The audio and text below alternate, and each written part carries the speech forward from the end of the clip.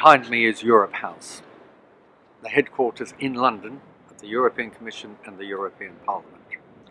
Ironically, for many decades, 32 Smith Square was Conservative central office. It was to this building that myself and my fellow university chairman were summoned in 1975 and told not just to vote to stay within the EU, but to campaign to do so.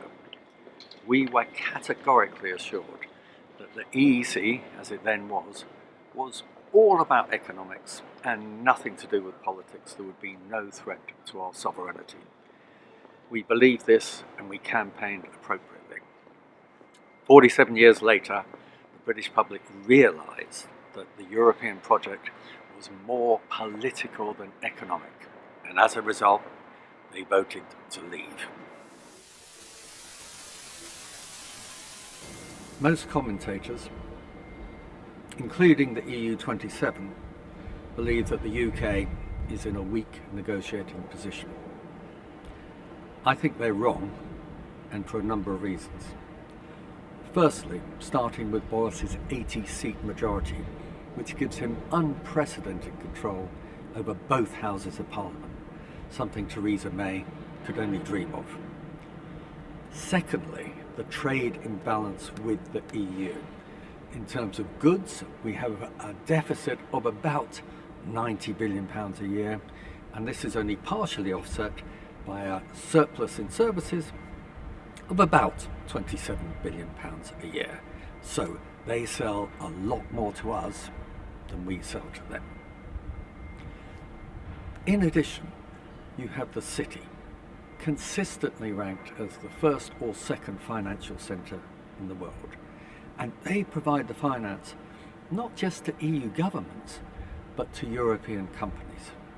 Now, by contrast, Paris and Frankfurt have never made it into the top 10 financial centres in the world. Fishing. The UK has enormous fishing grounds encompassing almost all of the North Sea, and access to that is vital to the French, the Spanish, the Belgian and the Dutch fishing fleets. Universities. The UK consistently has 3 universities in the top 5 in world rankings: Oxford, Cambridge, University of London, Imperial. By contrast, the EU does not have a single university in the top 50 in world rankings.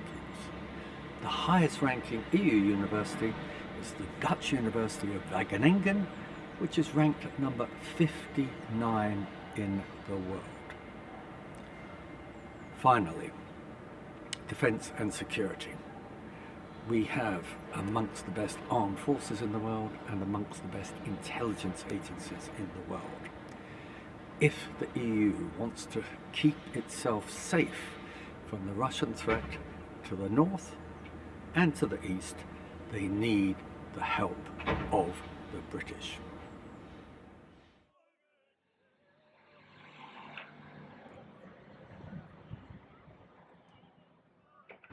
So, in my opinion, the EU 27 need the UK more than the UK needs them.